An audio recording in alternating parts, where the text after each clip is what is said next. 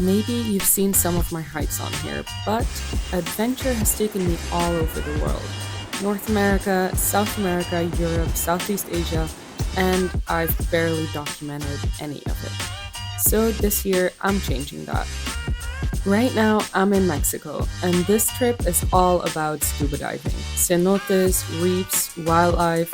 This place has some of the best diving in the world, and I cannot wait to jump in.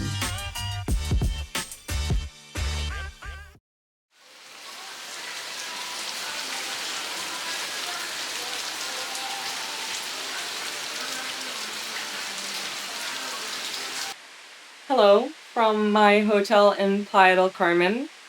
There's a bit of a storm going on at the moment, so I was planning to go outside, have maybe an early dinner, but I think I'm gonna stay inside until this passes over. Yeah, welcome to rainy season in Yucatan. This is not what I expected. I'll be honest, this is totally my fault. I don't always do the most research before a trip, and I'm kind of a last-minute person. So I had no clue this was the middle of rainy season in Yucatan. Instead of diving straight away, I spent the next few days visiting the food spots recommended to me by locals, hopping between hotels because I definitely wasn't planning to stay in Playa del Carmen this long, and walking around whenever the rain let up for more than a few minutes. While I was waiting for the weather to clear, I had plenty of time to figure out which cenotes I really wanted to explore. A quick explanation before we jump in, because cenotes are the whole reason scuba divers come to this part of Mexico. Cenotes are natural freshwater sinkholes, and the Yucatan Peninsula has thousands of them. There are no rivers on the surface here. All the water flows underground through tunnels and caverns carved out over millions of years. For divers, this is a dream. Crystal clear water, ancient geological formations, and cavern systems unlike anything else on the planet. Good morning. I am in my hotel room getting ready to go diving. I am gonna do a dive that I've been looking forward to for a very long time. The first dive will be in Dos Ojos. I think that is the most famous one. Second dive will be El Pit. I don't know much about this. I need to go to the dive shop first. I need to be there at 7:30. It's a 25-minute walk, but I'm leaving slightly early so that I can find some breakfast. And that is my alarm to leave.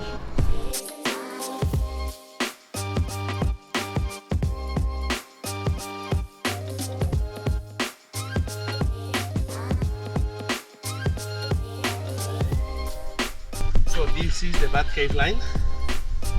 We're gonna be jumping in the water here. We're gonna be taking there's two lines, the first one. Somewhere around here, we're gonna be surfacing to look at the bats, and then we will follow this. I mean, it's pretty faded, but it should be here. And Yeah. this is here. When we come back here, we're gonna be surfacing. Yeah. And depending on how much air you have, then we can do the second line, which is this one.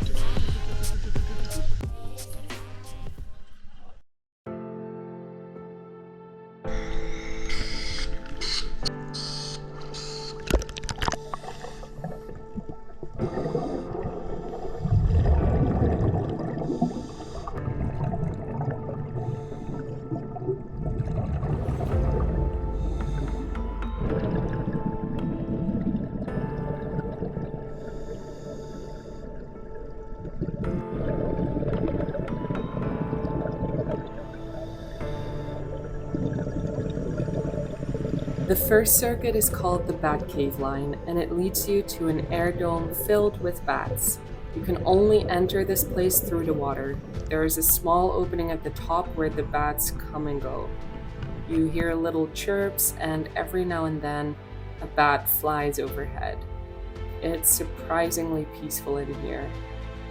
Swimming back towards the east eye, we don't even need our flashlights. The natural light in the distance is enough to guide us. We briefly resurfaced to check our air consumption, and luckily we still have enough left in the tank for the second circuit. Dos Ojos is a shallow, multi-level cavern system. So instead of one deep descent, you move up and down through different layers of the cave to a maximum depth of about 10 meters. It's a great introduction to cenote diving. On the second circuit, we see even more formations, stalactites hanging from the ceiling, stalagmites rising from the floor, and in some places they meet to form these huge columns. This line takes you from the east eye to the west eye and back again. You pass the west eye from below, and it really gives you a sense of the two eyes which the cenote is known for.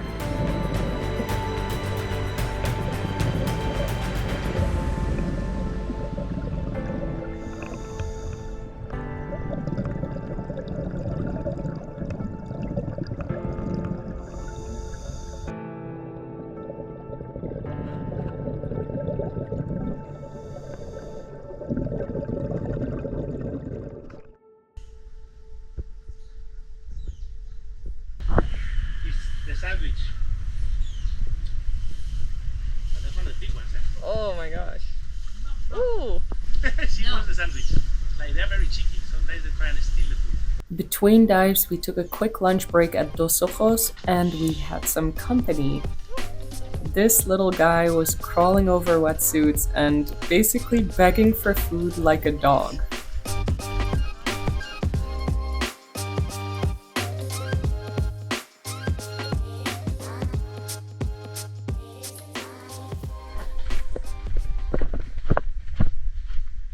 From up here, it's hard to grasp how deep this cenote actually goes. My dive master Santi gives me the pre-dive briefing and explains that we'll immediately descend to a depth of about 30 meters and then we'll slowly circle back up.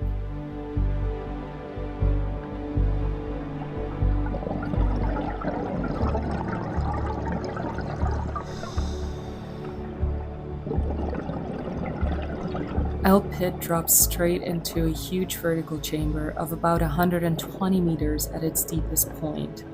The entire cave system runs deep into the jungle and connects to Sakatun, one of the largest underwater cave systems in the world.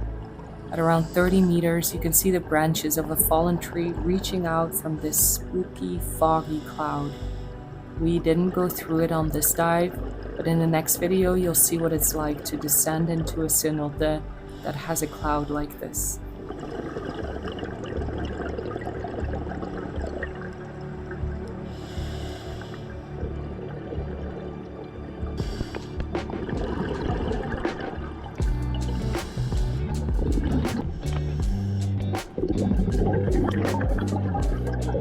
As we move up along the walls, we swim through the halocline, where the top layer of fresh water meets salt water below.